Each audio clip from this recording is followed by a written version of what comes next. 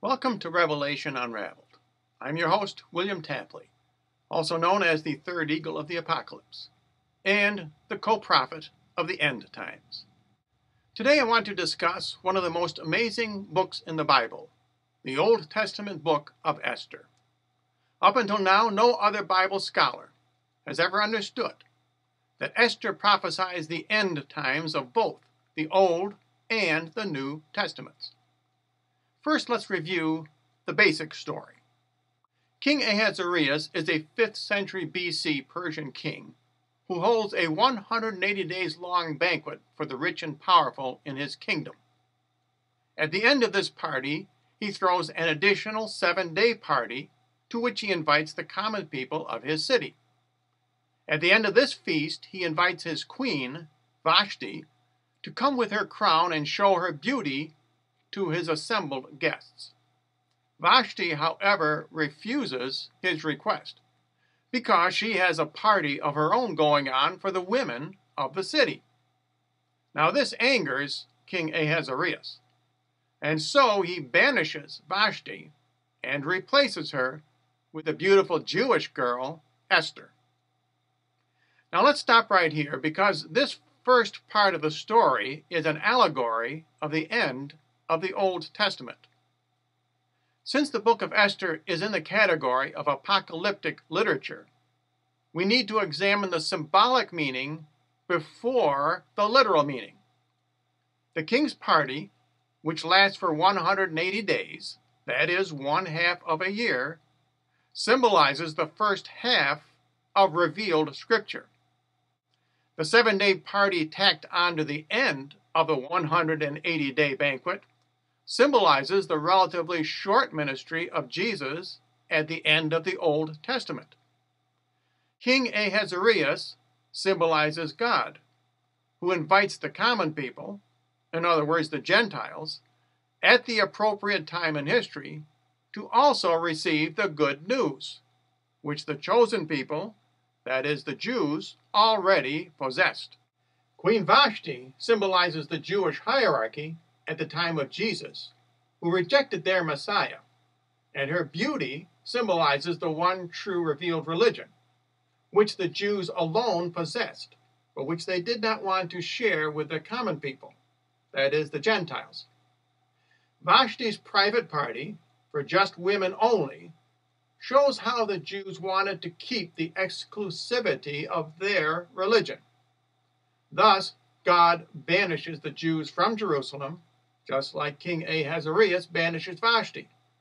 And Esther symbolizes both Mary and God's new one true revealed religion, Christianity, which will bring the good news of the gospel to the entire world. Incidentally, one sure way to identify apocalyptic literature, like the book of Esther, is the extensive use of symbolic end times numbers. The 4 most important end time numbers are 4, 7, 12, and 28. The reason is because 4 is the last week in a month, 7 is the last day in a week, 12 is the last month in a year, and also the last hour in a day, and 28 is the last day in a lunar month, as well as a multiple of 2 other end times numbers, 4 and 7. In the book of Daniel, for example, the prophet uses the word king 28 times in chapter 6, and in Revelation, St. John describes 28 items that the whore of Babylon, which represents the United States and England, imports into her kingdom. Here in Esther, the author lists 12 items which decorate the king's palace. Also, Esther prepares for 12 months before first going in to see the king. And the 12th month of Adar is mentioned twice. In addition to the 4 12s, there are 4 7s, 7 eunuchs, 7 advisors, 7 maidens, and as I mentioned, the 7-day party. We need to understand that none of this biblical numerology is accidental. Now let's move on to the second part of Esther, which prophesies the end of the New Testament.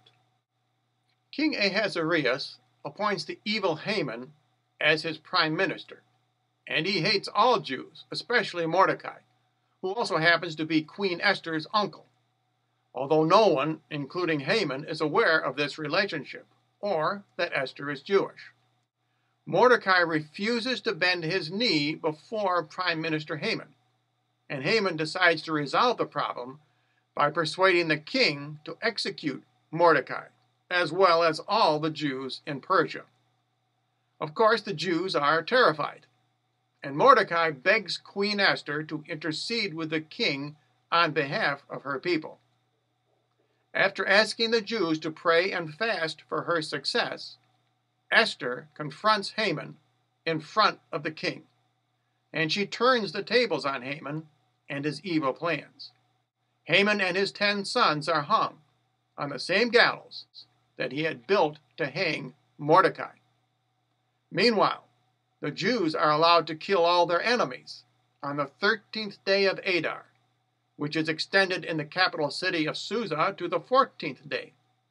And then the Jews celebrate their victory on the 15th day, a victory which is still celebrated to this day as the Feast of Purim.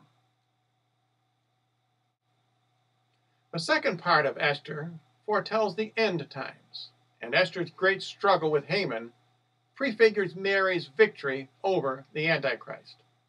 Once again, numerology is an important tool in analyzing this story.